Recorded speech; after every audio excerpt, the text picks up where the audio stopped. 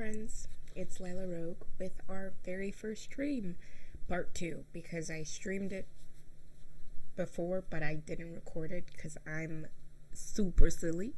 So this is our stream. Awesome. So a couple of days ago, I was thinking that I was going to write something about the bathroom. I'm a writer. I write short stories and screenplays and children's books and poems, the whole 9 yards.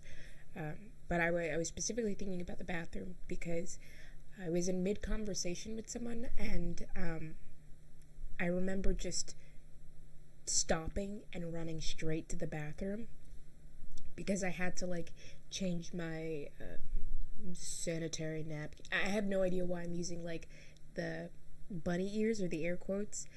I'm not, implying something else. It's just taboo for me, so I just use these around taboo things. Anyway, I was in the bathroom just changing my sanitary napkin, and I was thinking, what if I was doing something, cynical or mischievous in here? And I thought about all the things that we do in our bathroom that is so private to us. Maybe it's because, in a lot of homes, the bathroom is the only door with a lock on it, so for privacy sakes. But, we go to the bathroom, we take showers, some people do drugs, and some people, unfortunately, take their lives in bathrooms, so definitely think that's a little untapped. I haven't read anything about it yet, so we'll see if anything good comes out of that. Hopefully it does. But speaking of bathrooms, I thought a perfect way to start off this stream would be to talk about the time that I got robbed.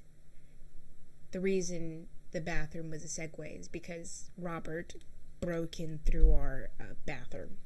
Anyway, it was my it was my sophomore year of college, and I lived with 4 other people.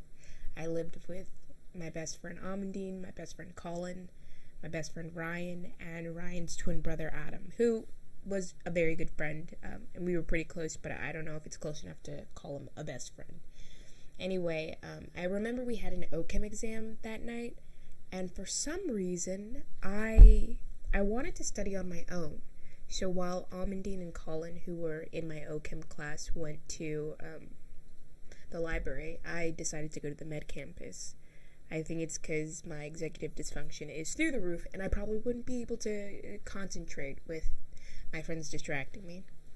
So I was at the med campus, they were at the library, and it was around 11:12 when I got a call from Ryan, and he was like, "Hey, are you home?" And I said, "No." And he's like, "Oh, okay, Robert came back again, he broke in, we just called the cops." And I was so frantic. I had this thing to study for, I had my house getting broken into, so I rushed home, and we all, did inventory of, what was stolen, and Robert didn't take any, big things, he didn't take TVs or computers or anything of that sort. He took, mostly change, and the police officer got there. And I actually almost got admitted into the police academy that day. You're like, how? Well, let me explain. So the police officer was taking all of our stories, and finding out, what exactly Robert took. I don't actually know his name, but I'm assuming it's Robert because he likes robbing from us. And eventually he got to me, and I was super upset about my backpack because Robert had taken it, and it was this super cool, hip, camelback backpack that had a water pouch with a water tube for hiking, and I never went hiking, but I always wanted the opportunity to have a bag with water when the opportunity presented itself. Anyway, Robert ripped out my water pouch, threw it on the bed, and just took the bag. And so when the police officer got to me, he's like, "Well, Sweet Pea, why do you think he took your bag?" I'm really trying to ponder this question. And it looked like a light bulb, a fucking light bulb went off in his head when I was like, I don't know, probably to take the stuff he stole in it, like probably to put it all in there. And I'll never forget the look on his face. Like, God damn it, she cracked the case. Sweetheart, we could use your hand in the academy. Obviously I didn't follow through, but that happened. Robert also, okay, I can't be 100% certain, but I'm like 99.5% certain that he took 2 of my sugar cookies. And I know this because I made a batch of 12 sugar cookies, because I fucking love sugar cookies, and I told all my roommates not to touch it or eat it, and they're not the type of people who would. And I noticed that when I got back and looked at the tray that way I put on top of the oven, 2 of the cookies were missing. So, unless we've got some magical fucking gnomes that I didn't know about, Robert took 2 of my cookies. So best believe he's not in the best graces with me. That was pretty upsetting, but I just remember like how my roommates and me as well, like we took it as an opportunity to kind of like laugh at the situation. Obviously it could have gone way worse. He could have potentially injured one of us if we had been home, or he could have taken many more things that maybe we wouldn't have been able to replace, but for the most part he just took like change and my cookies and my backpack. He took a lot from me that night, actually. But I remember that like one of them, it might have been a weekend morning, I went into like our foyer, which was like big enough for us to put a dining table inside. So Ryan was sitting at the dining table, and he could tell I was like a little upset about it. Maybe I was a little dead from the OCHM exam, I don't know. But he just like started doing this dance, reenactment, some might say, of how Robert broke into our home. And he just stands up, and he kind of like purses his lips a little bit, and he goes, they ain't home, they put a stepping stone to get in their home. And I don't know why, but that killed me, and I fucking loved it, every second of it. So I miss those guys. But let us go to probably a lighter note.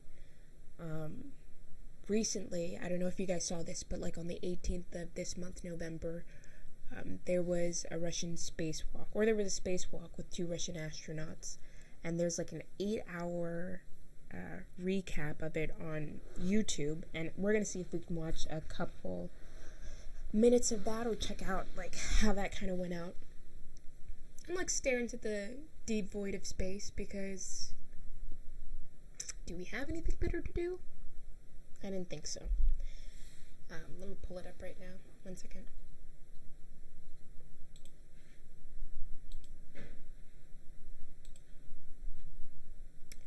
So yeah, it's on Raw Space. It's the channel Raw Space on YouTube, and the title's called Replay 6-Hour Russian Spacewalk with the Sergeys. And I actually love the title, and this is why. So the 2 Russian astronauts were Sergei, or maybe I believe it's pronounced Sergei Riznikov and Sergei Kudzverkov.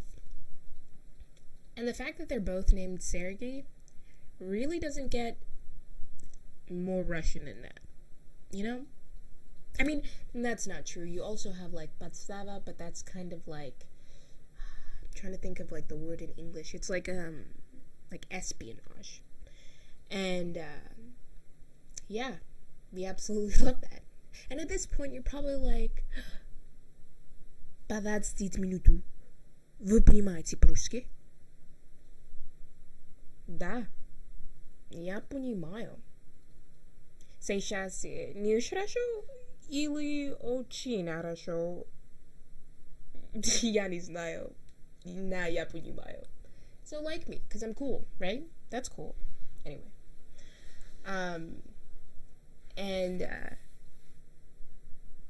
Okay, but like, okay, so I can't completely talk shit about Russia, because I speak the language and I think their culture is awesome. A little corruption, but there's really corruption everywhere. Especially here. In sweet home USA. And we are going to see it from the creme de la creme of corruption, the Godfather himself, Rudy Giuliani. Oh, I'm quaking in my boots. Let's watch some of the clip from his most recent press conference, and let's see how that goes. 1 second.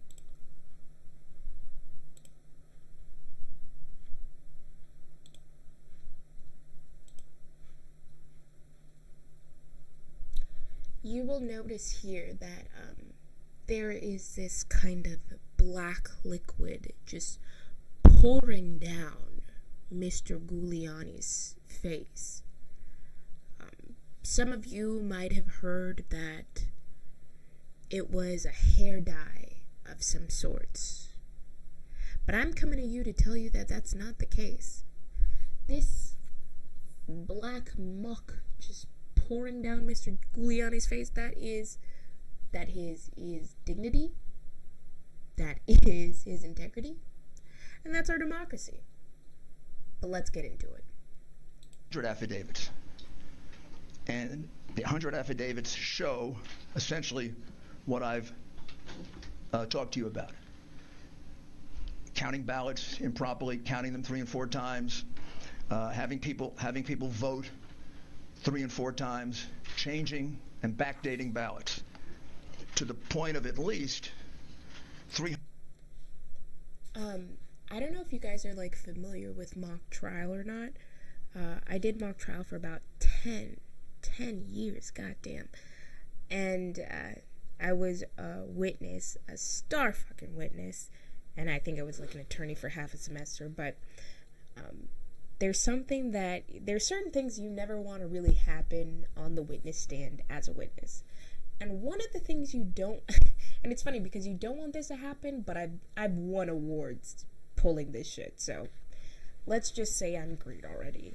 But the thing you don't want to do is say, or is get impeached. And impeached means that, you know, in your deposition or your affidavit, you were writing down your account of the event or the events that led up to it and the events after and stuff like that, or how you're tied to the case in some way or another.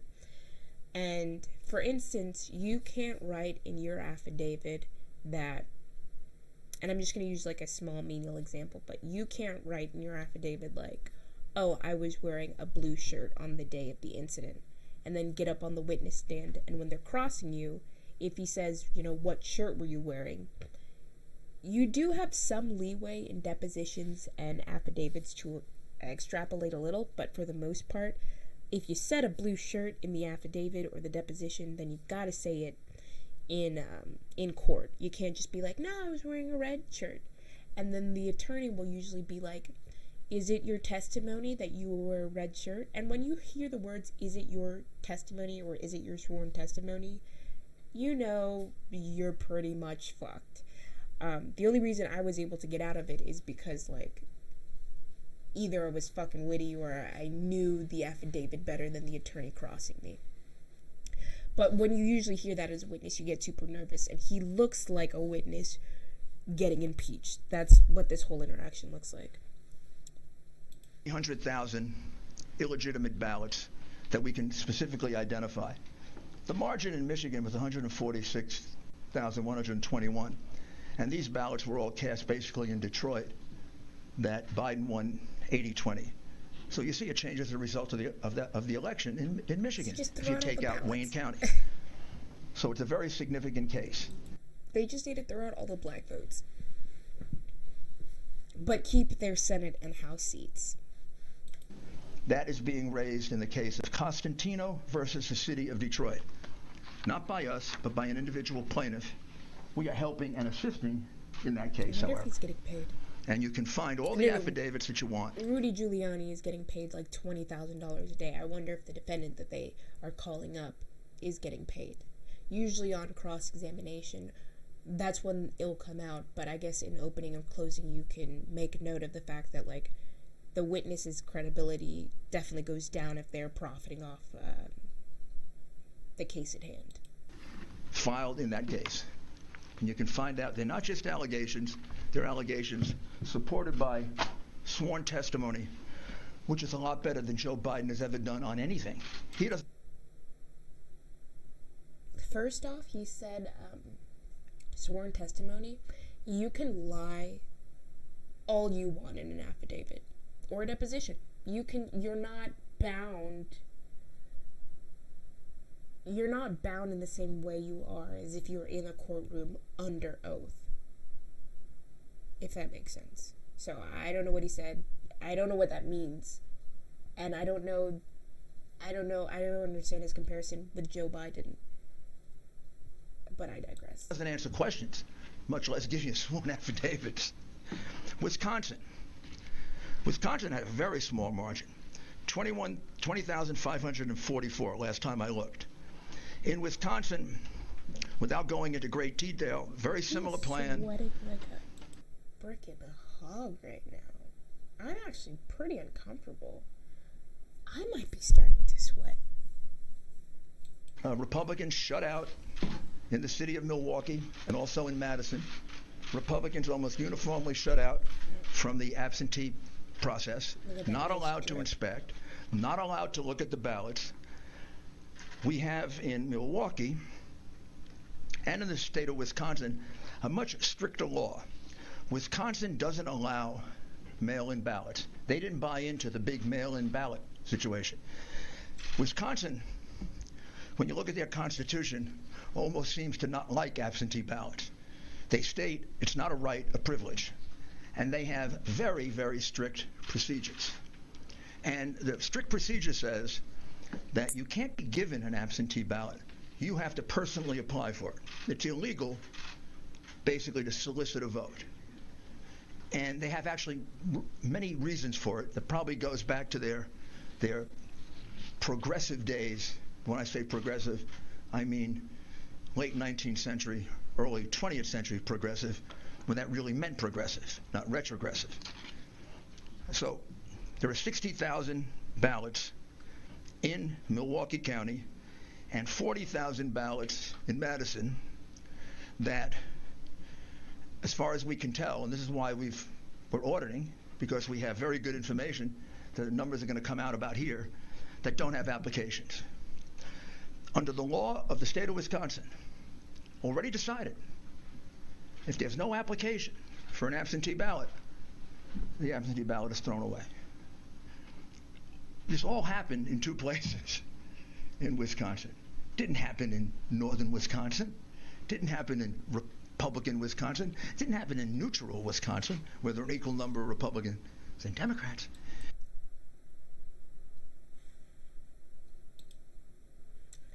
I have never seen something so incredibly crooked than Mr. Giuliani. I don't know what I assume they're just trying to overturn the election. It's very ironic that the fraud only occurred in counties or states that Trump lost the election, and I'm not really sure what they're going to do about like the Senate and the House, whether those ballots potentially get thrown out as well. I don't really think they're going to go far with this, so I guess I'll just enjoy the show, but no, this is scary stuff. But speaking of Giuliani, I actually saw Borat 2 the other day. Yeah, no, it's super exciting. Okay, so I had never watched the first one or the second one before I saw it, and there was like this 24-hour period where I'd watched like 5 movies. And it started out with watching The Hills Have Eyes, and I don't know why I was tempted to watch it. Maybe I just like suffering. But I remember I saw it like as a kid, and that scared the bejesus out of me. So I was like, I'm good. I don't want to come back. I'm gonna just close this door, and I'm gonna head out. And but I don't know. I was tempted to watch it, so I did, and it was much better than I remember it being. I think it's because like when I was a kid, I was just so terrified I couldn't even take in everything else the movie had to offer. But like, no, the script was amazing. The actors were amazing. The cinematography was amazing. So I really enjoyed that. But after that, I watched the second Hills Have Eyes, and boy, oh boy, that was a mistake. And I should have known better, because on Rotten Tomato it said that like it was rated at like an 18%, but I wasn't doing anything else with my evening, so I watched that, and that was a terrible mistake. The writing, substandard. The actors, substandard. The setting of the scene was like, the setting of the film was set in the same place as the first one, so I don't really have any argument to that, but like, unnecessary rape scenes, it's just super unnecessary. I actually just don't even have to see it at all.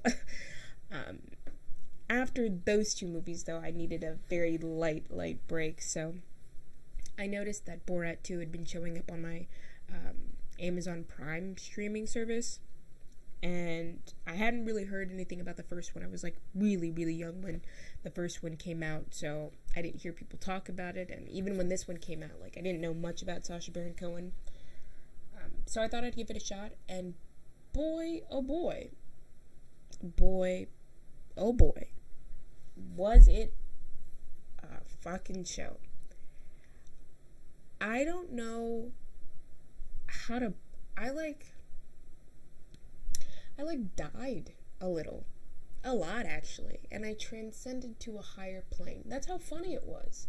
And if you haven't seen it, I really really recommend you go and watch it, because I think you'd really enjoy it. And if that didn't convince you, I'm going to show you some clips that I really enjoyed from the movie, and maybe we can laugh about it. Ha ha ha ha. Maybe we can laugh together, I think. So I'm going to show it to you guys. 1 second.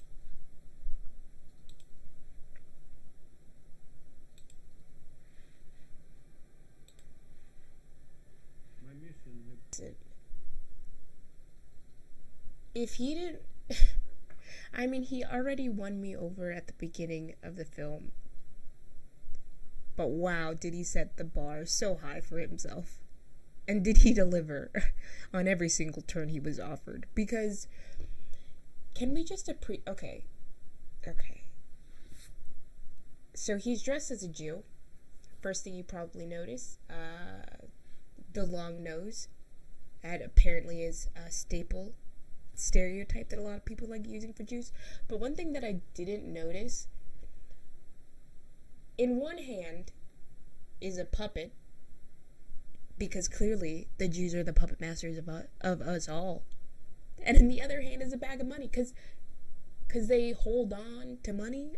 I don't know, but it was amazing. Happy to hear that it actually happened. That's Sacha Baron Cohen for you guys, folks. Another clip that I kind of wanted to show was this one. I don't know.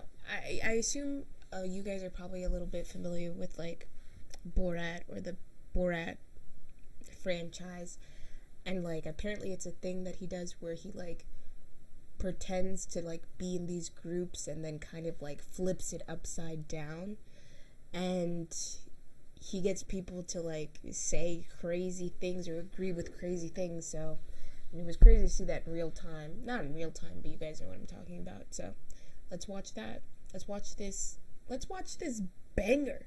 Let's watch this triple platinum banger. Because Dr. Fauci, isn't he like the head doctor on coronavirus? So yeah, I guess injecting him with the Wuhan flu, I'm trying to make it make sense in my head. I've fallen very short.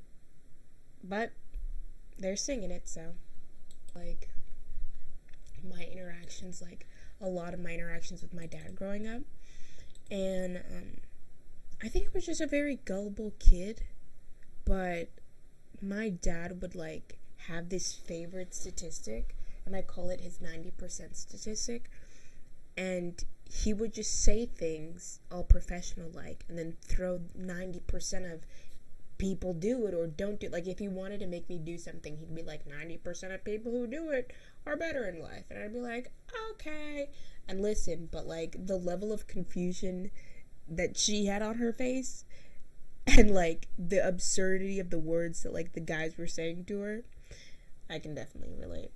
I don't know. But yeah, I mean, that is my stream for today. I hope you guys enjoyed it, and I hope to see you guys soon. All right, bye.